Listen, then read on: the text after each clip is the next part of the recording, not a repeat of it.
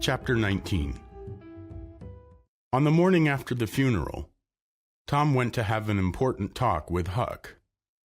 Huck had learned all about Tom's adventure from the Welshman and the Widow Douglas by this time, but Tom said there was one thing he did not know. Huck's face became sad. He said, "I know what it is. You got into number 2, but found nothing except whiskey. I know that money is not there, Tom.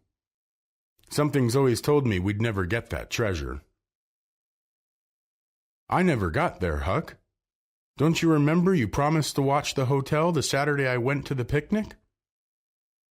"Oh, yes, it seems it was a year ago. It was that very night that I followed Injun Joe to the widow's place." "You followed him?" "Yes. But please keep quiet about it. I think Injun Joe had friends who would be happy now to take revenge on me." Then Huck told Tom about his adventure. "Well," said Huck, "coming back to the main question, I'm afraid we'll never have the money, Tom." "Huck, that money wasn't in number 2. "What?" Huck looked at his friend. "Tom, do you know where it is?" "Huck, it's in the cave." Huck smiled. "Say it again, Tom." "The money's in the cave." "Tom, is it fun or are you serious?" "I'm serious, Huck. Will you go there with me and help get it out?"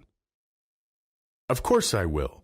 What makes you think the money—" "Huck, just wait till we get there. If we don't find it, I'll agree to give you my drum and everything I've got in the world."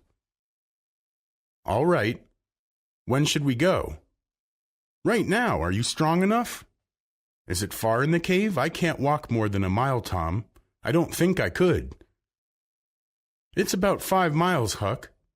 But there's a short way that nobody knows except me, Huck. I'll take you right to it in a boat." "Let's start right now, Tom." "All right, we want some bread and meat, and a little bag or two, and 2 or 3 kite lines, and matches. I tell you, I wish I had some when I was in the cave before." In the afternoon, the boys borrowed a small boat from a citizen who was absent. When they were several miles below the entrance of the cave, Tom said, "Do you see that white place up in the hill? Well, that's one of my marks." They landed.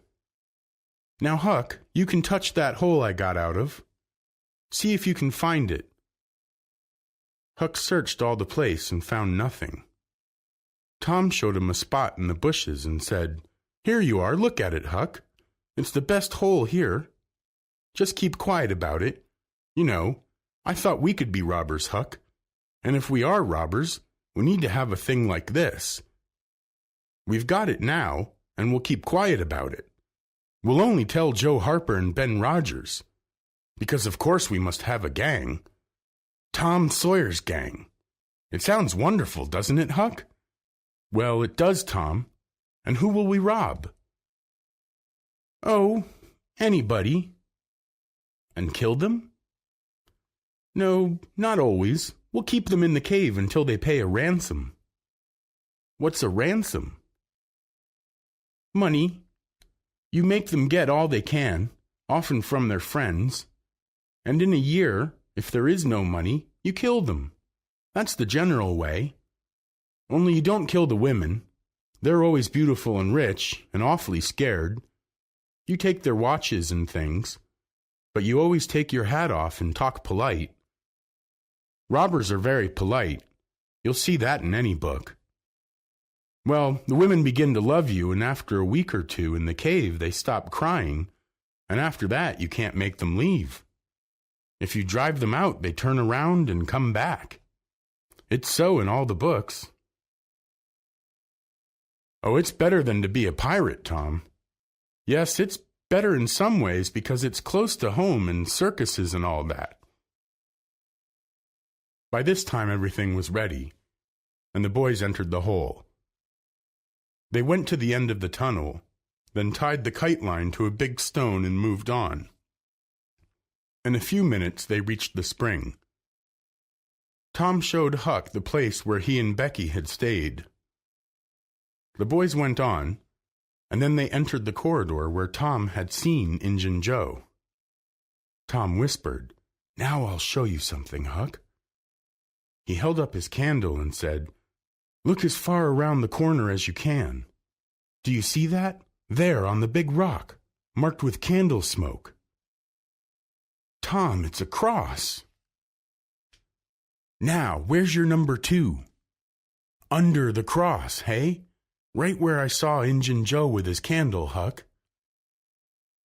Huck looked at the sign for a moment and then said, "Tom, let's get out of here."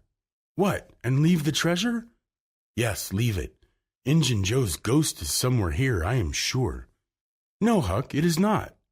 It could be at the place where he died, at the entrance of the cave, 5 miles from here." "No, Tom, it stays with the money. I know what ghosts do, and so do you." Tom began to fear that Huck was right, but then he had an idea. "Look here, Huck. Injun Joe's ghost can't come where there's a cross." Huck agreed. "Tom, I didn't think of that, but that's right. It's luck for us. We'll go down there and look for that box." Tom went down in the hole first.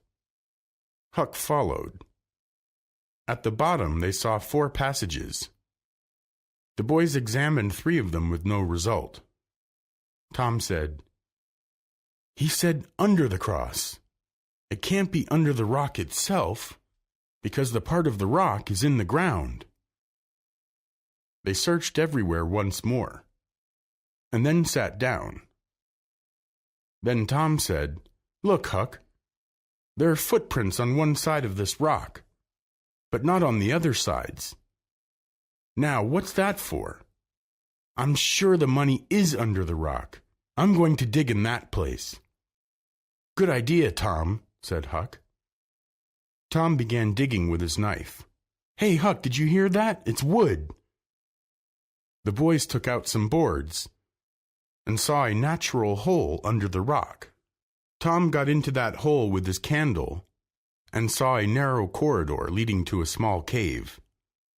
Tom exclaimed, "Huck, look here!" It was the treasure box. A couple of guns in leather cases, 2 or 3 pairs of old shoes, a leather belt, and some other things.